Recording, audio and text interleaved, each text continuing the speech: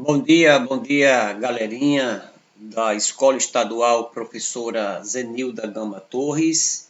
Queremos, neste momento, expressar a nossa alegria de mais uma oportunidade de termos uma aula de geografia, desta feita no nono ano, e nós queremos convidar você, aluno do nono ano, a acompanhar essa nossa aula de hoje. É sobre um tema bastante relevante, ainda dentro do continente asiático. Nós estaremos estudando sobre a China, tá certo? Sobre esse país milenar. A China é um dos países mais antigos do mundo, né? Então, eu convido você para mais uma aula de geografia. Então, vem comigo. A primeira coisa que queremos abordar sobre a China é perguntar a você, quando você escuta a palavra China, o que é que vem à sua cabeça? O que é que vem à sua cabeça? Né? Com certeza, uma grande parte de vocês pensam logo assim, foi de lá que veio o Covid-19. Foi de lá onde veio a H1N1, aquela outra gripe, que inclusive até caiu no esquecimento depois da chegada do Covid-19. Então, para muita gente, quando se fala hoje em China, fala num país que está sendo, digamos assim, rejeitado, está sendo atacado, né? Apesar que para muita gente ainda, quando se fala em China, se fala nos produtos importados, os produtos chineses, aqueles produtos que a gente compra, muitos deles de péssima qualidade, mas dependendo do local e dependendo do preço, você compra também produtos de boa qualidade, tá certo? Então aqui nós queremos mostrar alguns cartões postais da China para a gente abrir a nossa aula. E de imediato nós temos aqui, olha, uma das 7 maravilhas modernas, uma das 7 maravilhas do mundo, as maravilhas modernas. Nós temos aqui a Grande Muralha da China, tá certo? Que é um dos principais exemplos de engenharia, esta construção desta muralha. Né? Uma imensa construção arquitetônica que possui aproximadamente, atenção, 8.851 quilômetros de extensão. Então, é uma extensão gigantesca. Aproximadamente, você vai ter 7,5 metros, digamos assim, de altura, a muralha, né? E de 3,75 metros de largura. As medidas desta muralha. Né? Alguém poderia dizer assim, mas uma muralha feita com 8.000 metros, ou melhor, 8.000 quilômetros, né? Quase 9.000 quilômetros, será que fizeram isso? Como foi que fizeram isso? Né? Então, a resposta está aqui. Ó. Essa muralha começou a ser construída no ano 220 a.C. e foi terminada no século XVI, né, para proteger o país contra os povos mongóis. Então, pegando aqui 2 séculos antes de Cristo, com mais 16 séculos depois, nós temos aí aproximadamente 18 séculos, 1.800 anos, para que esta muralha ela terminasse de ser construída. Hoje em dia, é um dos principais cartões postais da China. Hoje, se você quiser visitar a China, você tem por obrigação a conhecer esta grande obra de arquitetura. Uma outra coisa que, se você for um dia à China, você não pode deixar de ver, são essas montanhas, mais popularmente conhecidas como montanhas amarelas, em virtude da posição geográfica delas. Então, pela manhã, isso aqui é o nascer do sol. Nesse nascer do sol, elas se tornam meio que amareladas, por isso recebe esse nome de montanhas amarelas. Então, elas propiciam, né, uma paisagem maravilhosa para todos aqueles que visitam. Ainda temos o Exército de Terracota, né? Esse termo se refere a uma coleção de escultura encontrada no ano de 1974 na China. Foram encontrados aproximadamente 8.000 estátuas depositadas em um trio de poços que ficam nas proximidades do túmulo do imperador Qin Shi Huang, né? Então, aqui vocês estão vendo esses soldados, né? Aproximadamente 8.000 soldados foram encontrados, né? Hoje em dia, até hoje ainda encontram, né? nas escavações esses, digamos assim, esses soldados. Uma das características, né? É feito, inclusive, terracota, é um tipo, né, de material cerâmico, então por isso que tem esse nome de terracota, exército de terracota. É em virtude do material meio que barroco, meio que argiloso em que eles são confeccionados. Esses 8.000 soldados, uma das coisas que mais... Tem também carruagens que eles encontraram.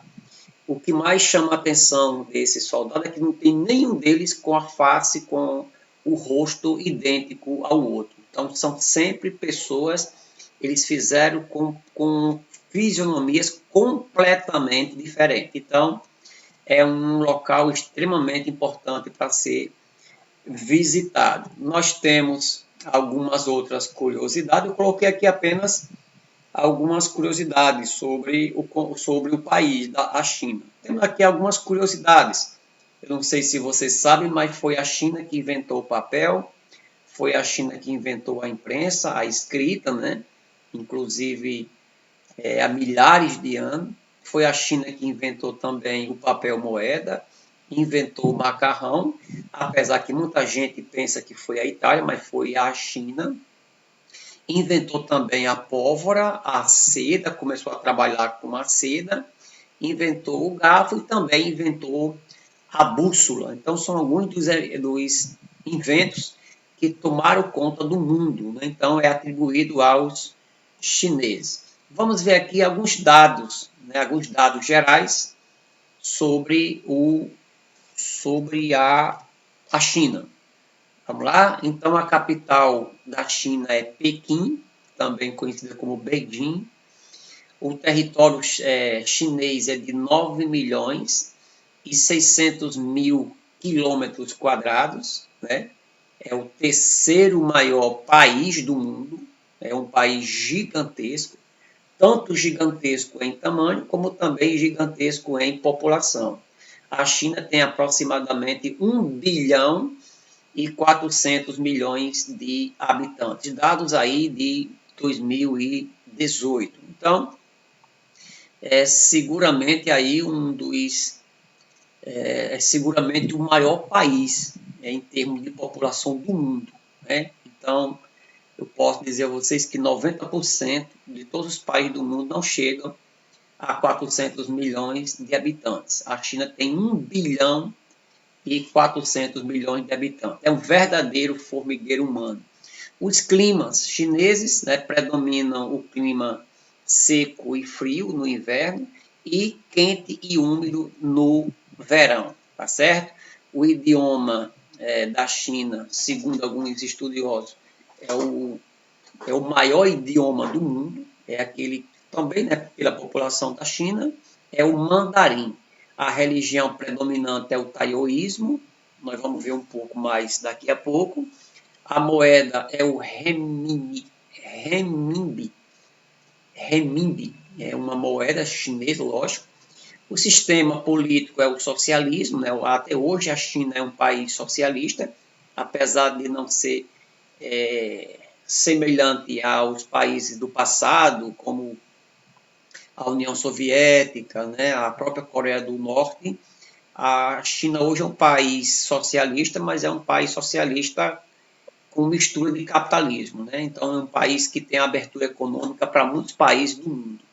De acordo com os dados do IBGE, 96,4% da população da China, com mais de 15 anos, ela é alfabetizada. Num país onde a densidade demográfica é cerca de 135 habitantes por quilômetro quadrado, ou seja, a cada quilômetro na China mora 135 pessoas. Né? É instaurada uma forte política de controle de natalidade. Eu não sei se vocês sabem, mas até pouco tempo na China você só poderia ter um filho, e se você insistisse para o segundo, você pagaria uma multa e sofreria um monte de sanções.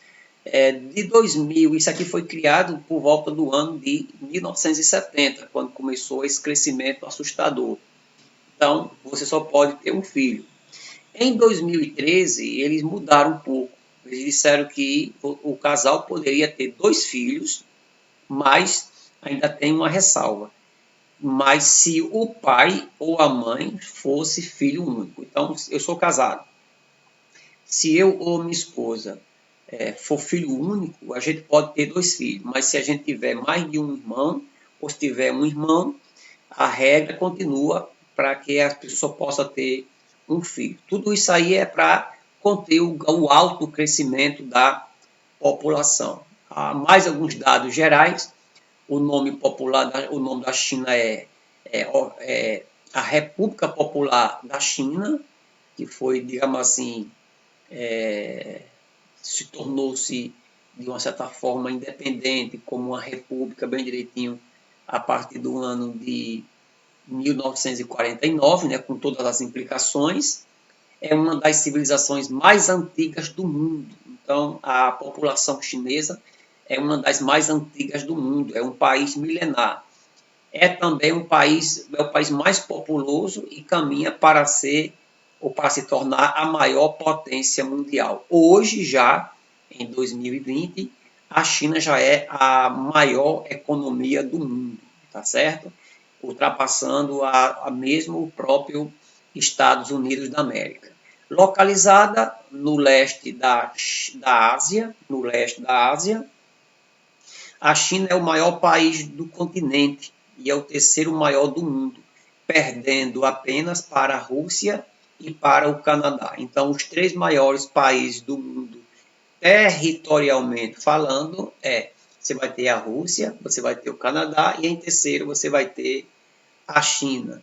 A China ela faz fronteira com 15 países, né? Como aqui, vai ter aqui alguns: o Afeganistão, Butão, Cazaquistão, Coreia, a Índia, Japão, através dos mares, né? Laos, Mianmar, Mongólia, Nepal, Paquistão, Quirguistão, Rússia, Tajiquistão e Vietnã. São os países que a China ela faz fronteira. O país é banhado pelo o Oceano Pacífico e pelos mares, né? São alguns mares, é complicado de se pronunciar, mas ela é banhada por alguns mares, né? E também pelo Oceano Pacífico, tá certo?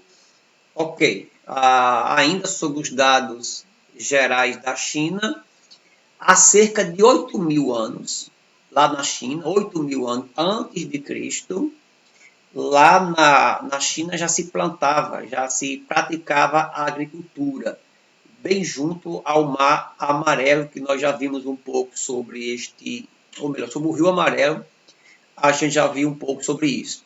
Há cerca de 3.000 anos, a cultura do arroz passou a ser disseminada. Então, hoje, uma das comidas tradicionais do chinês é o arroz, né? O processo de ocupação do território chinês levou à formação de 3 Chinas.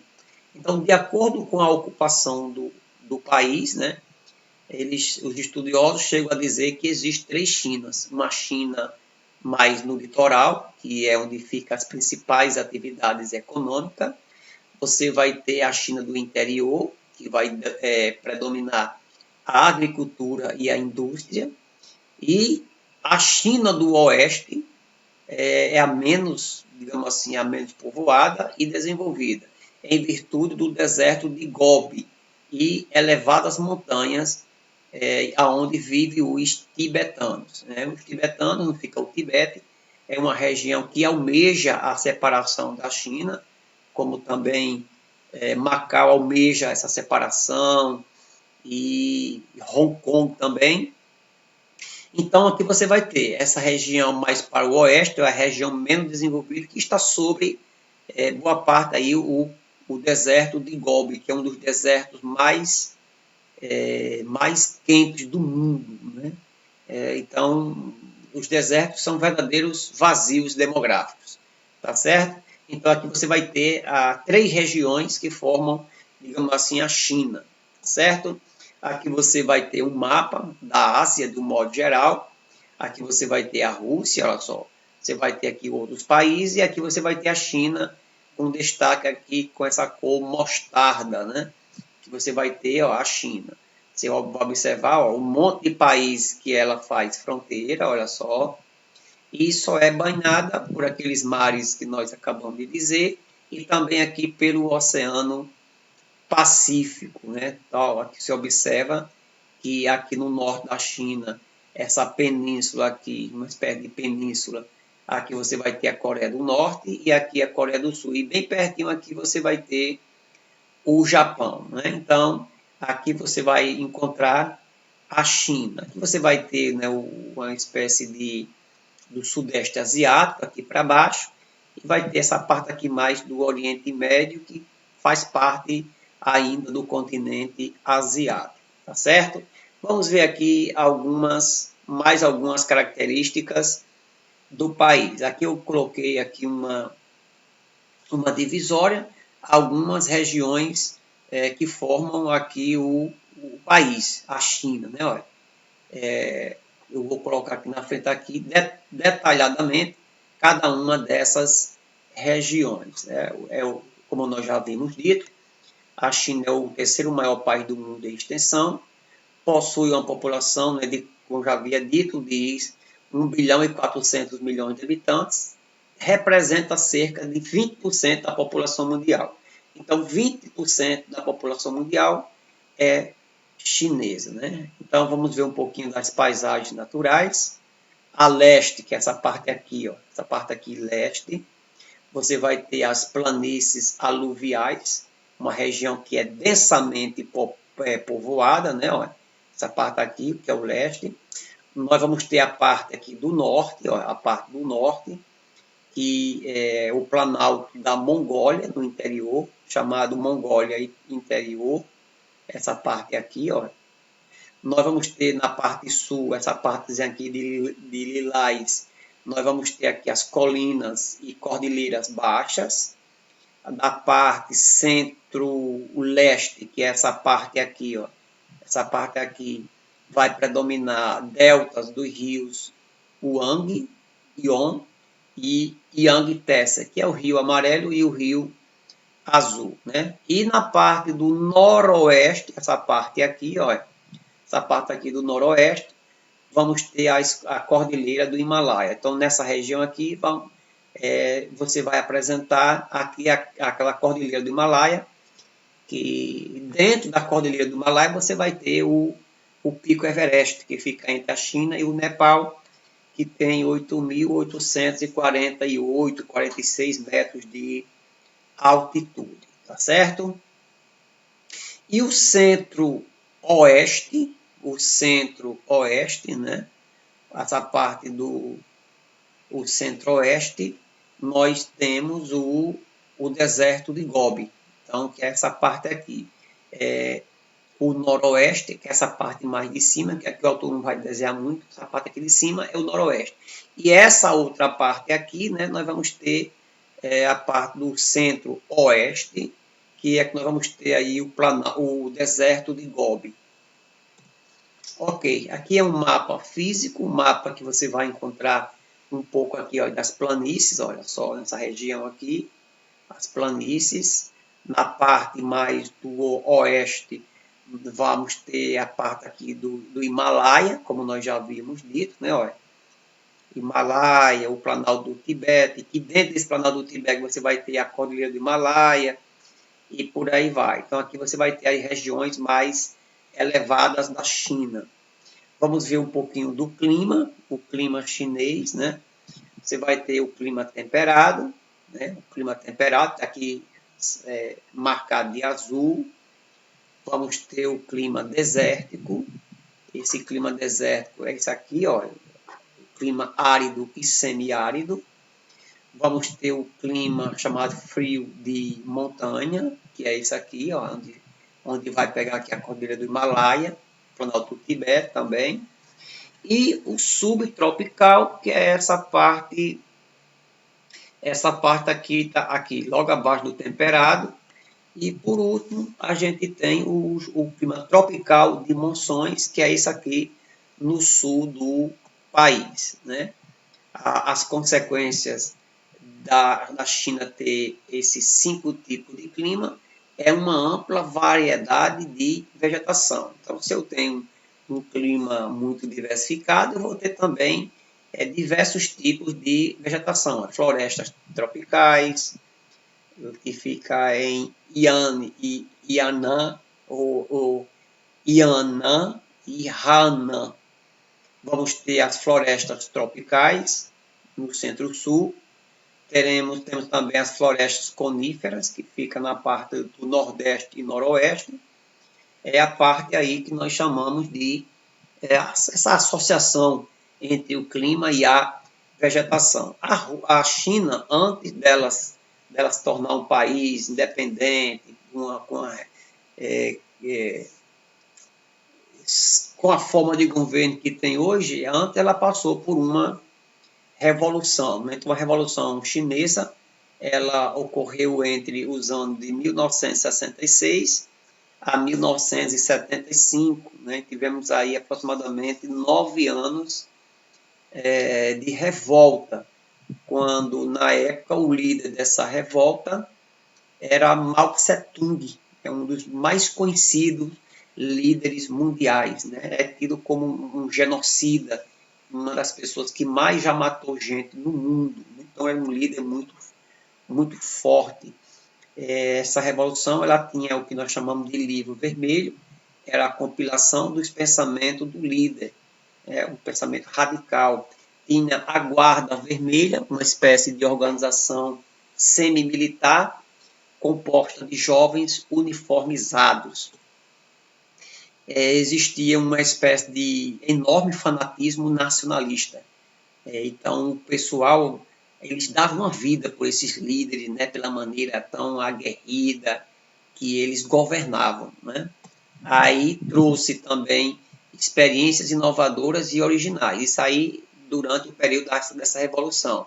Aí, com a morte de Mao Tse-tung, os líderes dessa revolução foram presos e condenados pelos crimes ocorridos durante o período revolucionário. Então, essa revolução chinesa ela veio, digamos assim, a ter uma parada quando o líder Mao Tse-tung morreu. Boa parte do movimento foi sucumbido, os seus líderes foram presos, né? Mas foi uma revolta muito feia, de muita guerra, muita dor, muito sofrimento, muita morte. E, dando continuidade, né? Então, depois que Mao Tse-tung morreu, mais uma vez, repito, foi um líder muito sanguinário, foi um camarada extremamente radical na sua posição de governar. Com a morte dele, ocorrido no ano de 76, né? A luta pelo poder na cúpula do Partido Comunista Chinês, aconteceu uma luta pelo poder. Em 77, Deng Xiaoping se tornou líder do partido e do país. Isso aqui em 77. Não importa, e ele dizia, né, ele tinha um pensamento diferente do pensamento de Mao Tse-tung, que Mao Tse-tung era muito fechado dentro do socialismo, do comunismo. E esse novo líder dizia o seguinte: não importa se o gato ele é branco ou preto, o importante é que apanhe os ratos, né? Então, para ele tinha essa abertura com outros povos, com outras economias. Esse camarada ele proporcionou a abertura econômica do país, e a economia capitalista, baseada no mercado externo e no investimento estrangeiro. A China começou tanto a investir no mundo, né, como também receber investimento de outros países. E veio também a questão da reabertura da Bolsa de Valor de Xangai. Isso aconteceu no ano de 84. E também aconteceu o reconhecimento da propriedade privada, que antigamente não tinha. Todas as propriedades da China, o governo era o dono. Aí depois o governo começou a entender e a aceitar que as pessoas poderiam ter sua empresa, poderiam ter uma empresa que fosse particular e que não fosse simplesmente do governo. Aconteceu também a diferenciação de salários, a diminuição dos impostos e a mão de obra barata e qualificada. São algumas, digamos assim, conquistas desse novo governo, né? Para vocês terem uma ideia, no ano de 60, falar um pouquinho da população rural para a urbana, como aconteceu uma mudança muito grande. Olha, no ano de 1960, 75% da população da China ela era rural. Apenas 25% moravam nas cidades. No ano de 2012, já pouco tempo atrás, a população rural ela baixou para 51% e a população urbana subiu para 49%, quase 5%. Hoje já passou aí da casa dos 50%. Olha só, houve um crescimento urbano devido ao rápido crescimento industrial e econômico das 3 últimas décadas. Então, onde a indústria ela cresce, ela atrai as pessoas e automaticamente elas migram do campo para a cidade. A China possui atualmente mais de 80 cidades com população superior a 1 milhão de habitantes. A China ela tem 80 cidades que têm mais de 1 milhão de habitantes. É muito alto. 40 centros urbanos com mais de 2,5 milhões de habitantes. Então, 40 cidades chinesas têm mais de 2 milhões e 500 mil habitantes. Pequim, que é a capital, ela tem mais de 200 milhões, mais de 20 milhões de habitantes na área metropolitana. Xangai tem mais de 25 milhões de moradores na área metropolitana. Você sabe que a área metropolitana é a cidade, né? E aquelas cidades que ficam próximo a ela, que ficam ali praticamente ligados, né? Tem essa outra cidade, né, que tem mais de 40 milhões de habitantes na área metropolitana, a cidade de Guangzhou. Até a pronúncia fica difícil, né? Ok, sobre um pouquinho mais sobre a população e as cidades, o crescimento demográfico da China é de 0,5 ao ano. É um aumento pequeno, mas quando eu pego o tamanho do país, né? Eu estava lendo um tempo desse e dizia que a população da China ela cresce todo ano em 40 milhões de habitantes. Então, todo ano, a China ela cresce 40 milhões de habitantes. Para você ver como é alto. A população todinha do Canadá não é isso. Representou um sério problema para o país devido aos enormes crescimentos que apresentou em décadas passadas e o grande tamanho da população. Aí foi preciso haver o controle de natalidade. Aí, no meio de tudo isso, também tem a fome e a subnutrição. Aí as resoluções, a criação de canais de irrigação. Então, a China hoje é considerada como se fosse um celeiro do mundo. Se produz muito alimento na China. Aconteceu também uma reforma agrária, né? A questão da distribuição de terras para quem não tem, e também a distribuição de renda. Isso aí são coisas que vem acontecendo na China. E ainda o controle de natalidade. Então, foi preciso fazer isso também. Não somente pela questão da quantidade de pessoas, mas também por uma questão de saúde, uma questão mesmo de bem-estar. Se o camarada é pobre, não vai ter 10 filhos, tenha 2, e ele possa cuidar da melhor maneira possível, né? E também mundial e investimento estrangeiro, crescimento da economia de um modo geral, né? Ok, agora vamos falar um pouquinho do relacionamento entre China e Estados Unidos, que hoje em dia um é o principal parceiro econômico do outro, mas que eles vivem em pé de guerra. Inclusive, recentemente, existe aí uma guerra, uma queda de braço entre o Donald Trump e o presidente chinês, que eles querem dificultar a entrada dos produtos de um país no outro, né? Apesar de eles serem parceiros, né? Então, recentemente já vem acontecendo isso, que desde o ano de 2018 vem apresentando essas dificuldades. A China iniciou sua abertura econômica do ano de 1980. Você deve estar lembrando que no final dos anos 80, início dos anos 90, foi quando terminou aí a famosa Guerra Fria. Antes mesmo da Guerra Fria ela terminar, né, no final dos anos 80, a China já começou a abrir a questão da sua abertura econômica, fazendo parcerias com os Estados Unidos, permitindo o capital estrangeiro, ou seja, que os outros países investissem dinheiro na China, instalassem empresas na China, né? Aí a China criou as famosas ZEM, que são o quê? As Zonas Econômicas Especiais, né? Que são aquelas grandes corporações, aquelas grandes empresas que produzem com o objetivo de vender para outros países. O país passou a ser considerado a fábrica do mundo. Então, hoje em dia, uma grande parte dos produtos consumidos pelo mundo afora, inclusive no Brasil, aqui em Apodi, são produtos chineses, são produtos que vêm, que você vai ver lá na etiqueta, é made in China, tá certo? Produto na área de pelúcia, de brinquedo, produtos produto de construção civil, material de casa, né, objetos de casa, ferramentas. Você vai encontrar uma grande variedade de produtos chineses, tá certo? O aumento das disparidades regionais. Então, mesmo lá na China, você vai encontrar dentro do lado do país um crescimento desordenado, onde certas regiões cresceram mais do que outras, né? Então, aqui você vê um crescimento desigual, concentrado nas zonas chamada de proteção às exportações, onde aconteceu um crescimento desenfreado. As regiões centrais oeste da China se mantêm semi-estagnada. A parte oeste, como eu já havia dito, onde fica o deserto, né, lá o deserto de Gobi, e aquelas regiões mais montanhosas, aquelas regiões são menos desenvolvidas, né?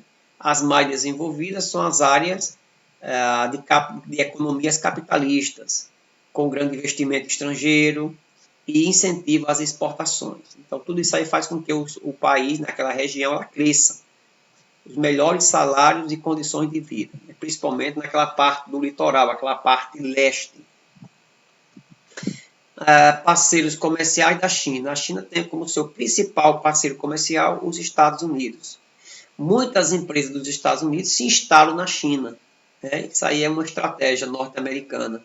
Os Estados Unidos abrem as suas fábricas na China e lá eles aproveitam a mão de obra, que é a mão de obra barata, a mão de obra especializada e também a própria matéria-prima e mercado consumidor, tá certo? E mercado consumidor.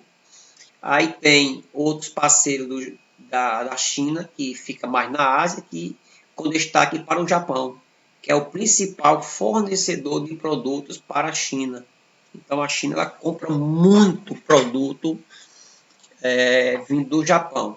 O crescimento industrial e comercial chinês acarretou uma melhoria nas condições de vida do chinês, mas também trouxe graves problemas ambientais.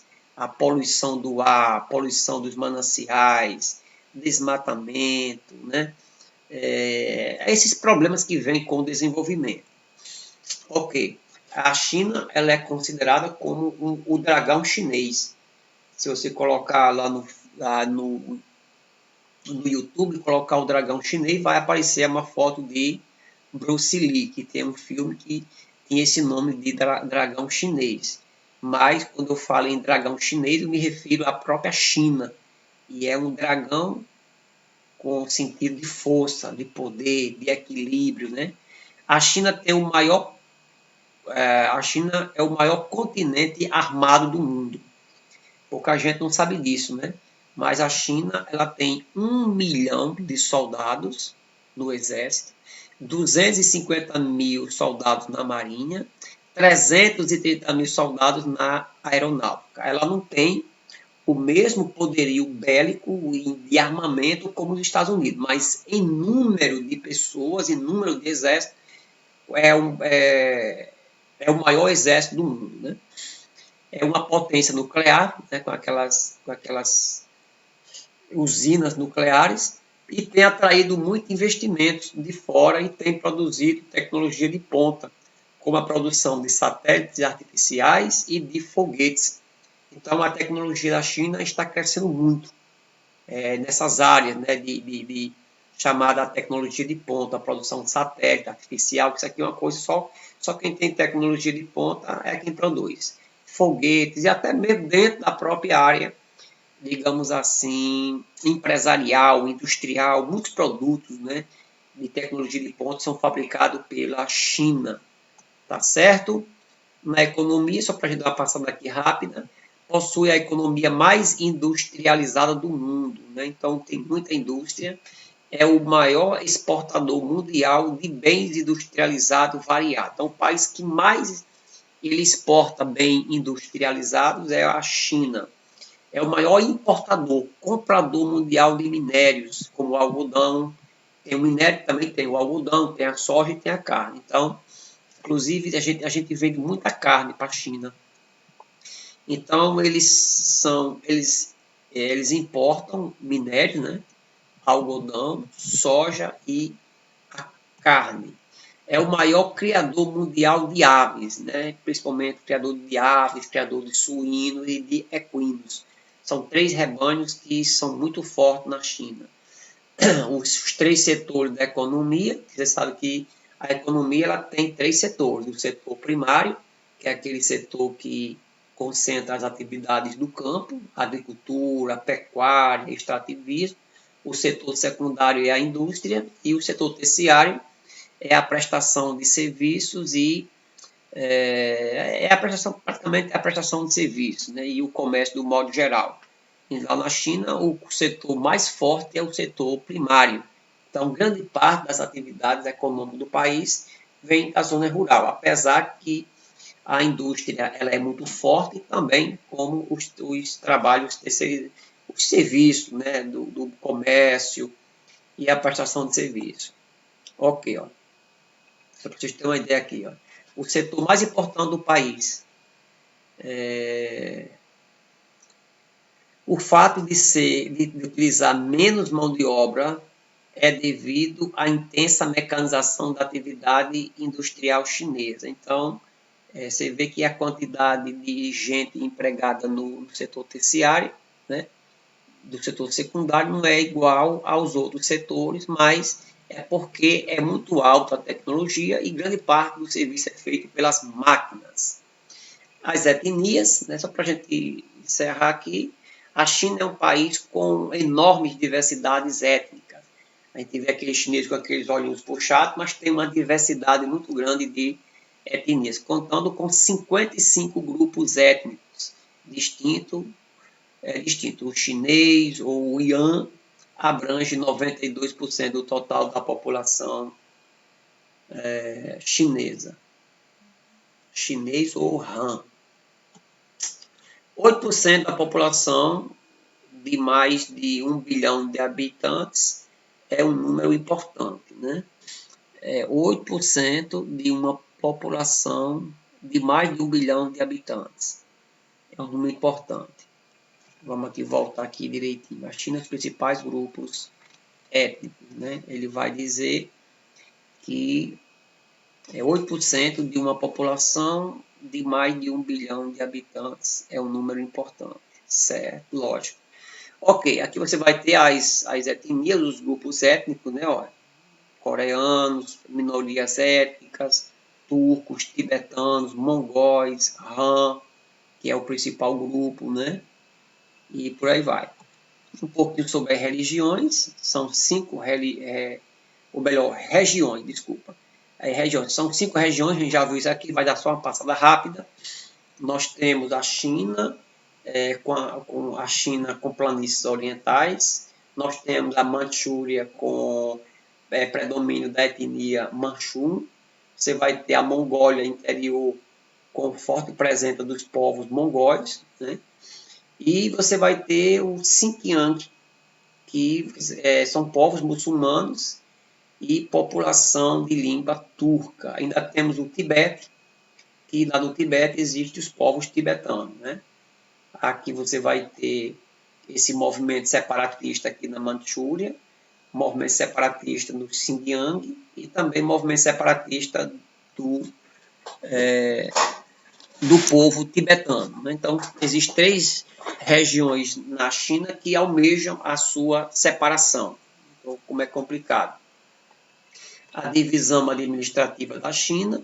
A China é formada por 22 províncias, está aqui nessa corzinha quase que azul, e as outras regiões são chamadas regiões autônomas, que, de uma certa forma, eles têm uma certa autonomia, mas que ainda estão ligados, presos ao país, ainda não são independentes, né? Você vai ter aqui na parte norte a Mongólia, você vai ter o Xinjiang, o Tibete, né? O Guaxin, são as regiões, né, que almejam a sua separação. Existem províncias ou regiões autônomas e tem 22 províncias. Ok, religiões e filosofia, que são 2 coisas que como se formasse corrente de pensamentos. Tem alguns movimentos que até se confunde se é religião ou se é filosofia, ou se é as 2 coisas ao mesmo tempo. Representa uma mistura de religião e filosofia, como eu já havia dito a vocês, né? O confucismo, você vai ter o budismo e o taoísmo, né? Que são as religiões de lá. Essas 3 religiões, elas buscam um certo equilíbrio, né? As coisas não se excluem mutuamente, mas se complementam. Deve-se ter um pouco de cada característica num só tempo. É por isso que lá existe esse símbolo, que muita gente usa, não sabe nem o que é o chamado supremo diagrama universal, é um chamado supremo diagrama, do equilíbrio, né? Tem um nome em chinês sobre isso aqui. Ele vai dizer que se isso aqui for o mal está contido no bem, o bem está contido no mal, existe uma certa de forças que se equilibram, né? Muita gente usa para tirar onda, faz tatuagem, mas de fato não sabe o que significa, né? Isso aqui é o chamado diagrama do supremo fundamento. Eles creem muito nessa questão de que as coisas elas se complementam, de que existe um pouco de cada coisa entre si e ligadas entre si, né?